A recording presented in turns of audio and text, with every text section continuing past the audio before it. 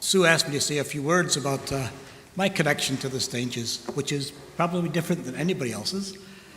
At April 6th of 1957, my sister, my only sibling, 7 years older than I was, flew off from Scotland to America to be married and to live in Frankfort, Kentucky. Asburyans would know that. On that day that she left, my dad said, if we're ever going to know our grandchildren, we have to move to America. Well, a miracle happened, and 9 weeks later, we boarded a ship to head to America, to Detroit. Don't know why it was Detroit. It's not exactly next door to Frankfort, Kentucky. But my parents knew some Salvationists from Glasgow who had moved to the Detroit area, mostly in Detroit Citadel, a few in Royal Oak, Michigan. And so we boarded the ship. It was kind of like the movies you used to see back in those days. The ship was actually docked at our city dock. And all of our friends from Greenock Citadel were all down there, and we spent, because the tide hadn't come in, we stood there for hours waving to all of our friends on the dock. So we decided to come by ship because we thought we'd make a vacation out of it rather than fly. Big mistake. Halfway across the Atlantic, we had horrific storms. Everybody on the ship was sick, passengers and crew. There were even a couple of meals that weren't served because the crew was too sick to make them and serve them. So we sailed on, and our destination was Montreal, first of all, and then it was going to go back up the St. Lawrence Seaway down to New York, 4 more days. When we got to Quebec City, going down to St. Lawrence, my dad said, we're getting off. So he went to the purser of the ship, and he said, we'd like to get off at Montreal. Can we do that? And he said, yes, you can. So we got off. Somehow my dad made contact with somebody in the Detroit area, and we took a train from Montreal to Windsor, which is right across the river from Detroit. We got off the train, and greeting us on the platform in full uniform was the divisional commander, Colonel, later Commissioner J. Clyde Cox, and Captain Kenny Stange.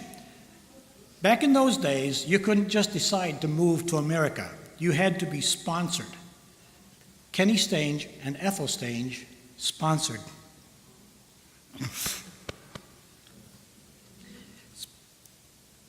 Sponsored my family. We wouldn't be here, I wouldn't be here, if they hadn't done that. And that's not where it ends. They were our sponsors. He took us right away to stay with some friends of ours that we had known in Scotland for a few days while we got settled. And we went to, on Saturday, they somehow, miraculously again, because we weren't even supposed to be there yet, they arranged for a Corps picnic at a park. And the entire congregation of the Royal Oak Corps was there to greet us and meet us. And we were totally, thoroughly welcomed into that Corps. On Sunday morning, my mom and dad sang the songsters. My dad and I played in the band, in the trombone section, next to Kenny Stange, whose personality shone loud and clear through his horn. I would call him an exuberant trombone player. But we sat next to him in the band. So that was on Sunday. On Monday, he takes my parents to J.L. Hudson department store, the biggest department store in town, not to buy anything, but to get a job interview, and they were both hired that day and started work right away. So now they needed a car. So Kenny took my dad to a used car lot, and he bought a 1953 DeSoto, which was considerably larger than our Ford Anglia that we had in Scotland. And so now we were able to get my parents to work. The following Sunday, my dad was a songster leader. And my mother was the corps organist.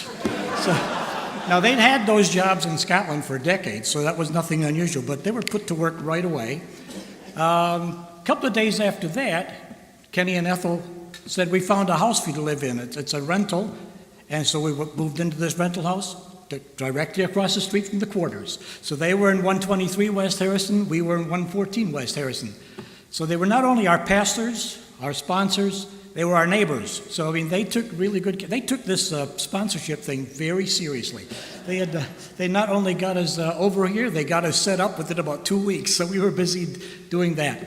But the key to me is they got me into the Royal Oak Corps. And when I went back to visit Scotland the first time, about 40 years ago, I noticed that all of my peers, all of my age group, were gone. And there were lots of them, and they were gone. And some of them were still Salvationists in other places, but most of them were just gone. And it made me wonder, what would I have done if I had not been brought over to this country? And so Royal Oak became a very special place because of Kenny and Ethel Stange. My wife was the daughter of the officers who had been previous to them at Royal Oak, and they came back as divisional secretaries. Once again, it was love at first sight.